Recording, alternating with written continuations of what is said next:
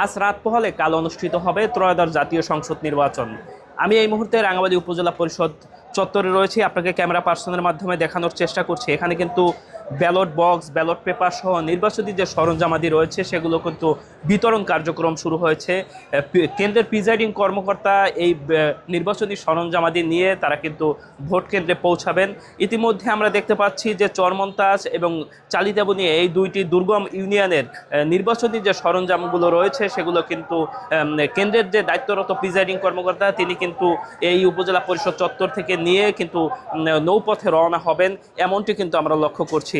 রাঙ্গামাটি উপজেলার আওতায় 37টি ভোট কেন্দ্র রয়েছে। এই ভোট কেন্দ্রের দায়িত্বপ্রাপ্তরা কিন্তু এইসব নির্বাচনী সরঞ্জামাদি নিয়ে তারা কিন্তু কেন্দ্রে কেন্দ্রে পৌঁছানোর উদ্দেশ্যে ইতিমধ্যে কেউ কেউ রওনা হয়েছেন।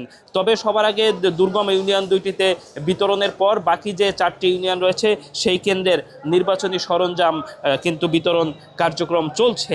ভালো মানের রডের থেকেও 12% অধিক শক্তিশালী। আকিজ ইস্পাত, কমিটেড টু কোয়ালিটি। এবং আপনাকে ক্যামেরা পার্সনের মাধ্যমে দেখানোর চেষ্টা করছি অনেক প্রিজাইডিং কর্মকর্তা কিন্তু তার সঙ্গে দায়িত্বরত কর্মকর্তাদের নিয়ে কিন্তু ভোট কেন্দ্রের উদ্দেশ্যে রওনা হয়েছেন। এখান থেকে সড়ক পথে গিয়ে তারপর কিন্তু নৌপথে দুর্গম ইউনিয়নগুলোতে কিন্তু এই নির্বাচনী সরঞ্জাম নিয়ে পৌঁছাতে হবে। আপনাকে জানিয়ে রাখি, রাঙ্গামাটি উপজেলায় 4 জন নির্বাহী ম্যাজিস্ট্রেট দায়িত্ব পালন করবে 6টি ইউনিয়নে, এবং নৌবাহিনী রয়েছে 101 জন সদস্য, কোস্টগার্ডের 90 জন এবং 123 জন পুলিশ সদস্য দায়িত্ব পালন করবে।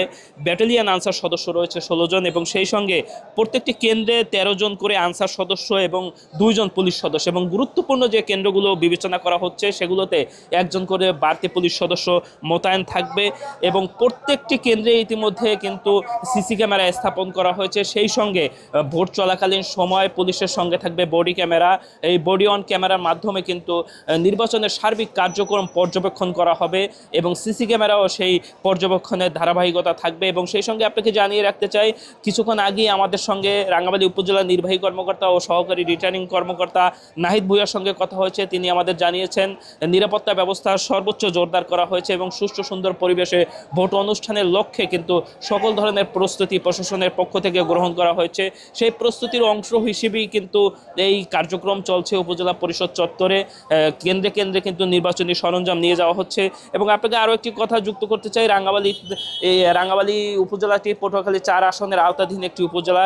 এই উপজেলায় 4 জন প্রার্থী ছিল এই আসনে, তার মধ্যে কিন্তু 1 জন নির্বাচন থেকে সরে দাঁড়িয়েছেন। এখন 4 জন প্রার্থী কিন্তু প্রতিদ্বন্দ্বিতা করছেন। তার মধ্যে রয়েছে বিএনপি মনোনীত এবিএম মোশাররফ হোসেন, ইসলামী আন্দোলন মনোনীত মোস্তাফিজুর রহমান এবং 11 দলীয় নির্বাচনী ঐক্য সমর্থিত খেলাফত মজলিসের প্রার্থী ডাক্তার জহিরুদ্দিন আহমেদ। এই 3 জন ভোট যুদ্ধে প্রতিদ্বন্দ্বিতা করবেন।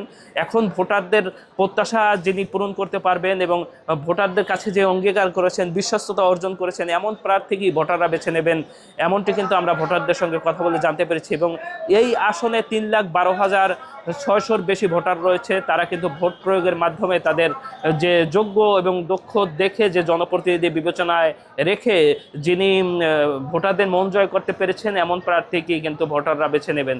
এই ছিল আসলে রাঙ্গামাটি এবং তথা পটুয়াখালী 4 আসনের নির্বাচন পরিস্থিতি নিয়ে সবশেষ।